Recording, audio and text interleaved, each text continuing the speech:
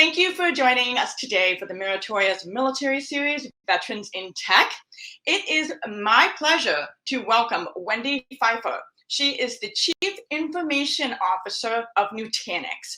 In her role as CIO, Wendy's focus is on enterprise adoption of modern technologies, and it fuels the company's global mission.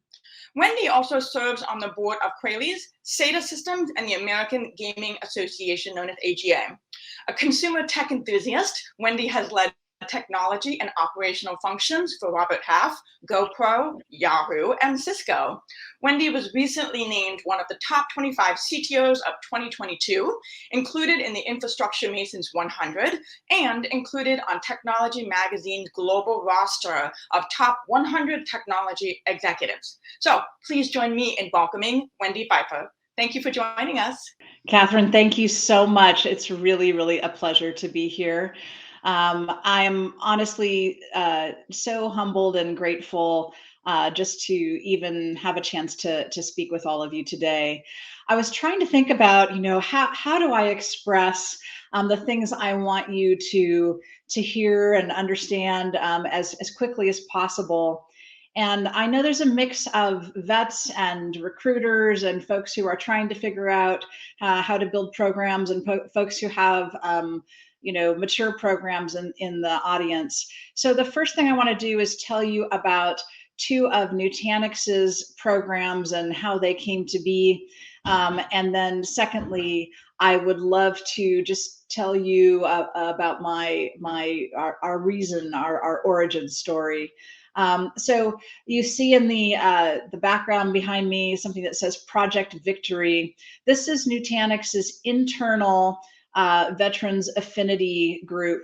And I should say that as a company, we have a number of groups. We call them life groups that are for folks who have either identify with a certain group or want to support a certain group in the company. And originally, I didn't understand. Why would a veterans organization be part of those groups? We have one for women, for example, and I thought, do we really need to sort of say, hey, what we identify with and we have affinity with, and we're supportive of veterans in that context? But in fact, what I learned is that when a vet joins our company and rolls up their sleeves and gets to work, they're coming from a different context than many others. And so, like many folks who join a company new, of course, there's all the newness part, but there's also this part about how do I interact with the authority structure? How do I understand both the visible organizational structure and the invisible politics? How do I adjust my energy levels to those of a team so that I'm either not running circles around them or sort of the cranky person sitting back in the corner and saying, it'll never work. Let's wait till we come to our senses. And so there was a lot going on there.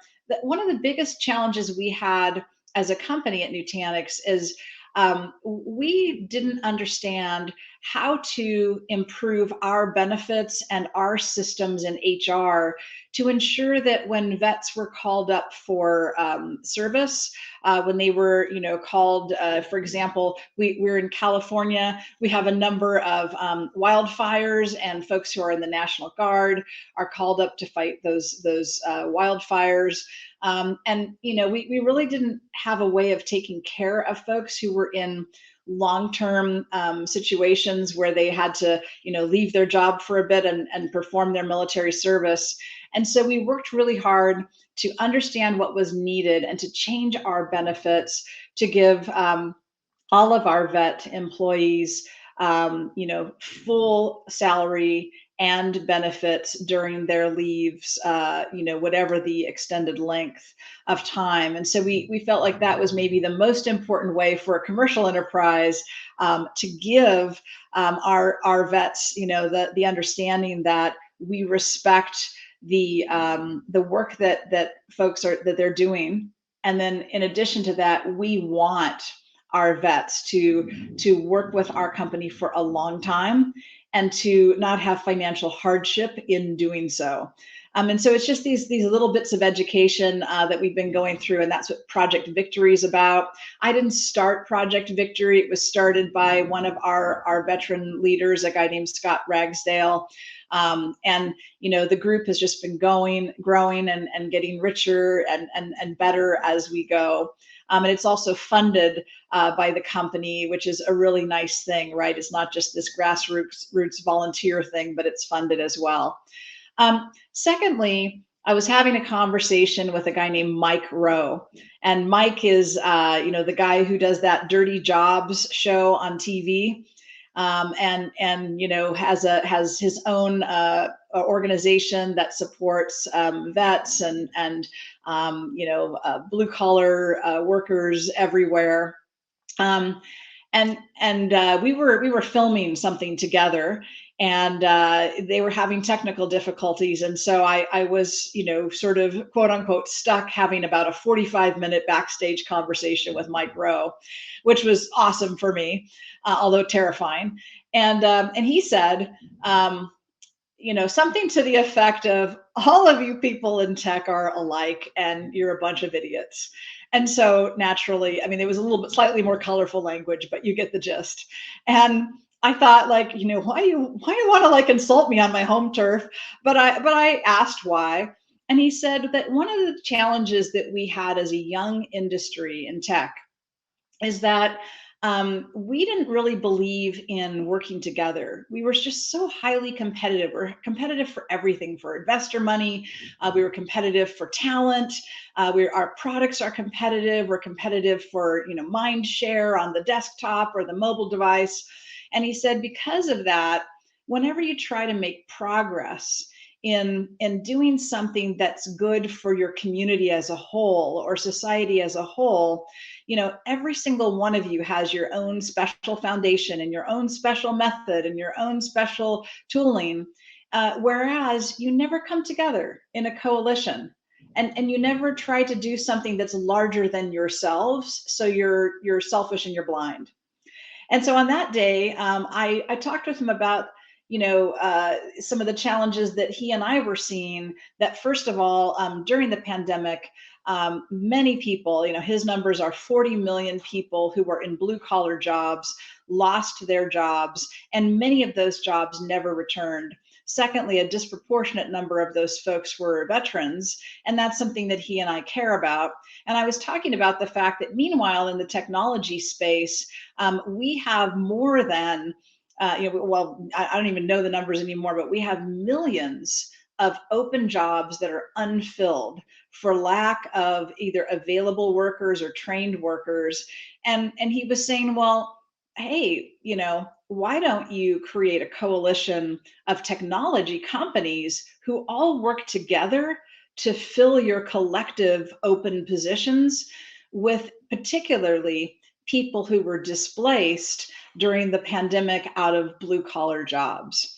And if you even focus more fully on both veterans and spouses of veterans, you'd have my support, he said. And so this is how this organization called the Coalition of the Willing was formed. And we now have about a dozen tech companies in Silicon Valley who have joined this Coalition of the Willing. And we share information and best practices and ideas and focus and support with each other. And so we're continuing to grow. We're continuing to learn. Why are we continuing to grow and learn? Because ultimately, we keep repeating the same challenges again and again in society and in business. We are terrible at looking for sources of talent in unexpected places in business. And likewise, we are terrible as a society, at recognizing the talent and capability, especially of vets who are returning from military service or who might have to work in mixed mode, being called up from time to time. And so now is this amazing time with hybrid work in particular, where all of our work is supported by technology and where many of us are working from everywhere or anywhere. And at the same time, we have this huge number of tech jobs that are unfilled. and a really attractive, compelling talent pool in the military veteran space. And so I would highly encourage you, check out Coalition of the Willing on LinkedIn if you're a company that would like to join. If you would like to have more detail on our Project Victory organization at Nutanix, please reach out on that as well, and I can connect you with the organizers of that if you wanted to use the work we're doing as a template, or if you're just interested in Nutanix and the things we're doing, or chatting with me, I'm available as well. So, encouragement to this group. Love the Meritorious platform, and I'm very, very hopeful that as a technology industry, we'll start to be concerned about the community that we're a part of and move forward into this hybrid work future together, using all the talent and all the people who are available and interested in working in this space.